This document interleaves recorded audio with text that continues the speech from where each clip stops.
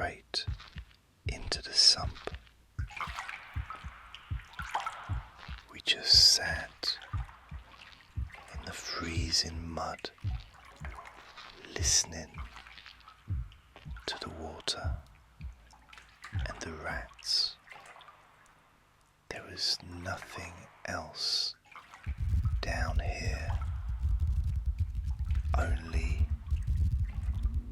them.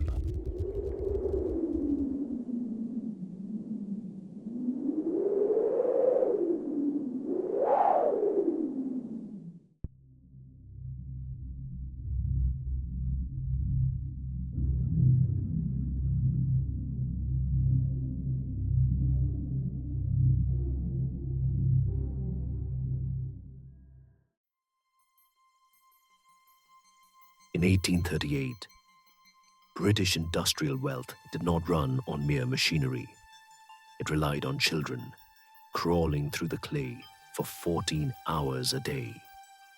They were called trappers, some as young as 7.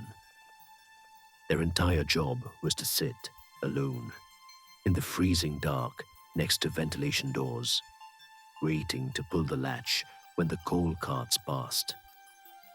On the 4th of July, a suffocating heat wave hit South Yorkshire. Deep underground, 26 children were finishing their regular shift when the sky on the surface turned black.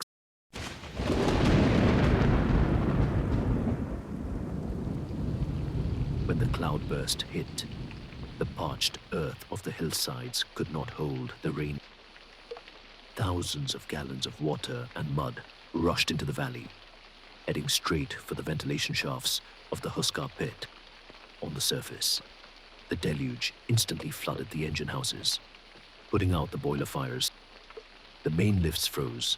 The underground was severed from the living. The colliery steward, William Lamb, followed standard protocol.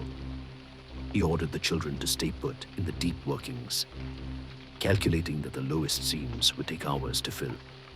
It was a logical, technical assessment, but he did not account for panic. To the adult miners, the rumble was just a summer storm. To the children, left entirely alone in the dark, it sounded like the earth caving in. They broke rank. 26 boys and girls fled toward the day-hole. Scrambling up the steep incline, they could see the grey daylight ahead, right at the mouth of the woods. But at that exact moment, an immense wave of water from the fields above burst through a clay bank and swept directly down into the narrow opening. The torrent hit the children like a wall of iron, washing them back down the slope and slamming them against a heavy wooden ventilation door at the base. This door opened inward against the rushing current. The sheer pressure of the flood locked it tight. The exit became a wall. 26 children drowned in the dark. Inches from the surface, the youngest was 7 years old. The grief broke the parish. Local carpenters could not build coffins fast enough. They assembled them on the grass outside All Saints' Church. The coroner's inquest ruled the disaster an accident of the industry. William Lamb, who lost his own 8-year-old son, George, in that tunnel, faced no criminal prosecution, but his life was finished.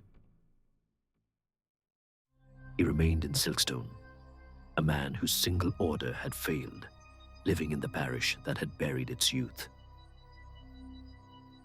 Yet, the handwritten transcripts of this inquest reached London. The raw details of how the Silkstone children died forced Parliament to act. In 1842, the Mines and Collieries Act banned women and children under 10 from working underground. British child labour laws were not born in political chambers. They began here, carved into the stone of a Yorkshire churchyard.